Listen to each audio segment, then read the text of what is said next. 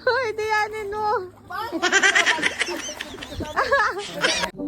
Alam kong gusto nyo na rin maligo sa beach. This summer, papakita ko sa inyo ang isang farm resort dito sa Buena Vista, Quezon Province. So, matagal na dito yung mister ko, pero hindi pa din nila alam kung saan talaga ito. At sinearch lang namin ito sa Google, guys. Pinuntahan namin. So, yun, na-discover namin na meron palang beach dito sa Buena Vista, Quezon Province na merong pool. Pero guys, yung beach nila is hindi po siya yung parang nagwi-wave.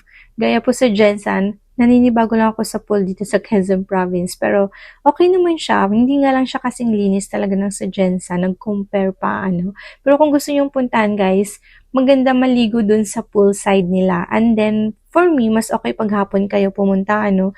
Kasi medyo mainit yung area. Siguro more trees pa or kailangan ng maraming puno pa guys para po mas maaliwalas at malamig ang area. So, ayun kung gusto nyo puntahan, ilalagay ko din after this video ang contact number kasi kailangan nyo po magpa-reserve bago kayo pumunta sa place. So, buti na lang yung kasama namin. Meron kaming kasama guys na may kakilala sa loob kaya po kami ay nakapasok. Pero, dapat daw talaga pag kayo ay pupunta dito, kailangan nyo magpa-reserve. So, ang entrance fee nila is 100 pesos for adult and yung regular guys like yung ages around 11 up. So, merong discount yung mga around 6 years and below. And then, sa alam ko 6 to 11, kung hindi ako nagkakamali, is 80 pesos at parang may senior discount. So, anyways, confirm nyo na lang guys sa contact number na ilalagay ko after this video. So, ayun, tanaw namin yung beach dito. So, maaga kami pumunta. Nakarating ata kami guys around 10 a.m. or 11.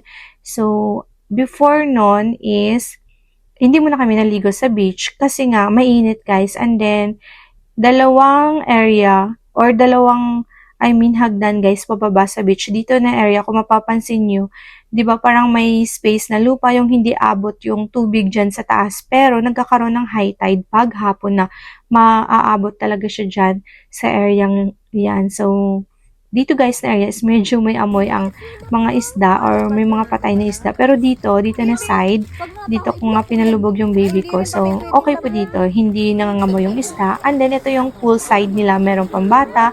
And pero, meron din pong pang matanda. Kahit sa pang matanda guys, kaya po siya ng around 5 feet up. So, okay lang. Safe naman po siya. And then, ito yung mga cottages nila. Medyo mainit as you can see guys, no? Sa area nila, kulang pa din yung puno. So, nag-enjoy naman kaming lahat dito sa area.